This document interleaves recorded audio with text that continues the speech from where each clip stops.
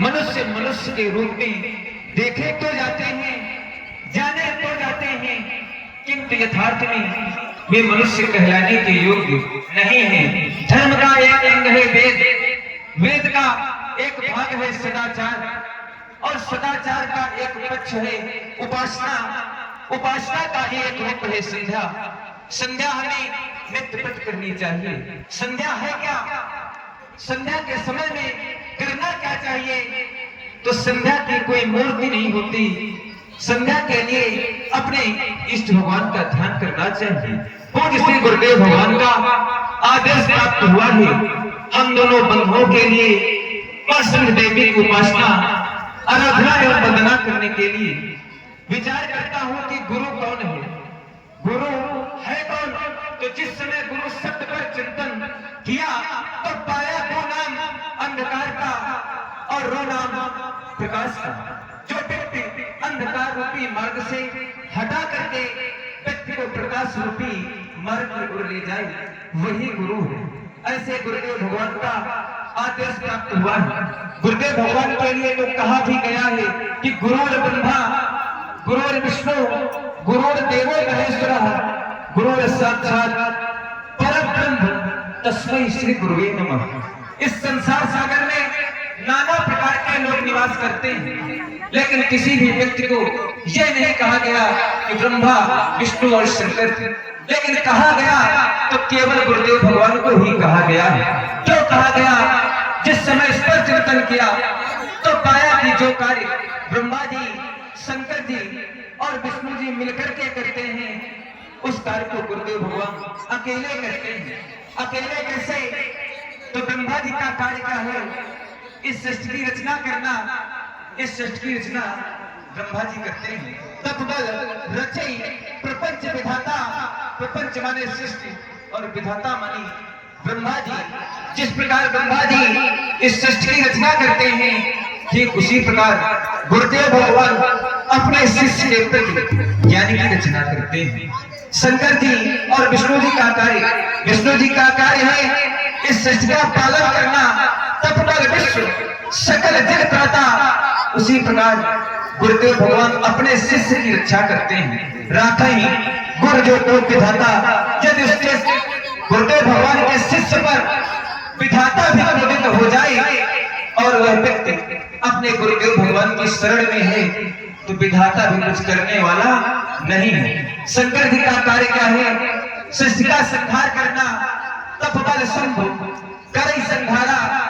जिस प्रकार शंकर जी सृष्टि का संहार करते हैं, ठीक उसी प्रकार गुरुदेव भगवान अपने शिष्य के प्रति अज्ञान रूपी अंधकार का विनाश करते हैं। इसलिए गुरुदेव भगवान को ब्रह्मा जी, शंकर जी और विष्णु जी के समान बताया गया है। इस संसार में व्यक्ति को नाना प्रकार की सुख संपत्ति मिल जाए, धन दौलत मिल जाए, लेकिन इस व्यक्ति का कल्याण होने वाला नहीं है जब तक व्यक्ति अपने गुरु जी के शरण में नहीं जाएगा। क्योंकि हमारे शास्त्र भी कहते हैं कि बिन गुर भवने भी तारे न कोई, जो बिरंत शंकर सम होई। चाहे वह व्यक्ति शंकर जी के समान क्यों ना हो जाए, जब तक व्यक्ति अपने गुरु जी के चरणों की रज को अपने मस्तक से नहीं लगाएगा, तब तक उस व्यक्ति का कल्याण होने वाला नहीं है। बिन गुर भवने तारे न कोई। ऐसे गुरुदेव भगवान के द्वारा हमें आदेश प्राप्त हुआ है मां सिंह देवी की उपासना करने के लिए। विचार कर रहा हूं कि आजकल का मनुष्य अपनी जन्म देने वाली माता का सम्मान नहीं करता, तो वह संध्या माता का सम्मान क्या करेगा?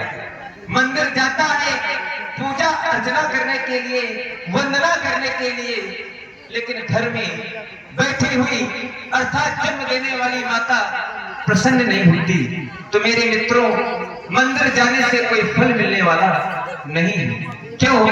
क्योंकि शास्त्र कहते हैं कि हमारे पिता ही देवता हैं और हमारी माता ही सब कुछ है। सर्वदेवमयी सर्व तीर्थमयी माता, सर्वदेवमया पिता, मातरम पितरम तस्मात् सर्वयत्ने पूज्यते। विचार कीजिए, हम आप जाते कहाँ हैं? मंदिर। मंदिर में पूजा करते हैं, वंदना करते हैं, अर्चना करते हैं, लेकिन कभी ये विचार करें कि उस मंदिर का निर्माण किसके द्वारा होता है? उस मंदिर का निर्माण हमें आप लोगों में से कोई एक शिल्पकार करता है। मंदिर में बैठी हुई मूर्ति का भी निर्माण हमें आप लोगों में से कोई एक शिल्पकार करता है, और उस मंदिर में बैठी हुई मूर्ति में प्राण प्रतिष्ठा भी हमें आप लोगों में से कोई आचार्य करता है। अर्थात मेरा कहना है कि जिसको बनाया हमने उसका करते हैं सम्मान, और जिसने बनाया हमें उसका करते हैं अपमान। मेरा अर्थ यह बिल्कुल नहीं है कि मंदिर ना जाया जाए। मंदिर जाना बहुत अच्छी बात है, मंदिर में पूजा करना बहुत अच्छी बात है, लेकिन उससे अच्छी बात तब होगी जब जब उस मंदिर में बैठी हुई मूर्ति का दर्शन अपने माता और पिता में होने लगेगा, तब उससे अच्छी बात होगी। क्योंकि हमारा जन्म ऐसे देश में हुआ है जिसको माता शब्द से संबोधित किया गया है, भारत माता। और ऐसे देश में नदी होते हुए भी माँ गंगा और यमुना माता, पशु होते हुए भी गौ माता, वृक्ष होते हुए भी तुलसी माता। ऐसे देश में जन्म लेकर के यदि हम अपनी जन्म देने वाली माता का सम्मान नहीं करेंगे तो फिर क्या करेंगे? क्योंकि कहा भी गया है कि माँ की ममता, माँ की दुआ कभी खाली नहीं जाती। यह बात तो भगवान से भी टाली नहीं जाती। बर्तन मांजकर पाल लेती है 4 पुत्रों को एक माँ, लेकिन इन्हीं 4 पुत्रों से एक माँ पाली नहीं जाती, एक माँ पाली नहीं जाती। क्यों नहीं आदेश हुआ है माँ सिद्ध देवी की उपासना करने के लिए? इसलिए चले और चल करके माँ सिद्ध की उपासना करें।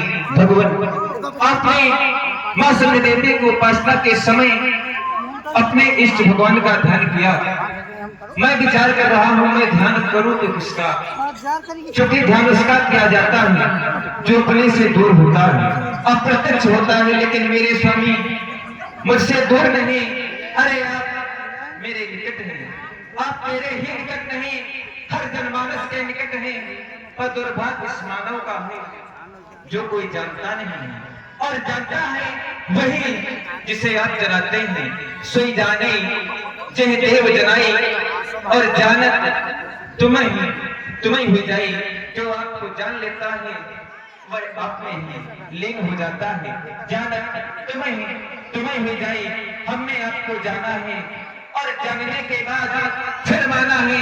बारहिते निज हित पति जानी, लक्ष्मण राम चरण रत्नानी, बंदहु नाम राम रघुवर को हेत प्रसाद भानुकर को। कृष्ण की रकार, भानु की अकार, और भयंकर की मकार। सत्य बना राम साधक सिद्ध, विमुक्त उदासी, तब कोपित कृतज्ञ सन्यासी, योगी स्टोरी सुतापस ज्ञानी, धर्म निरत पंडित विज्ञानी, तरह निर्विघ्न से एवं स्वामी श्री राम नमामि नमामि नमामि। और इधर महापुरुष श्री राम जी अनुजीवाचार्य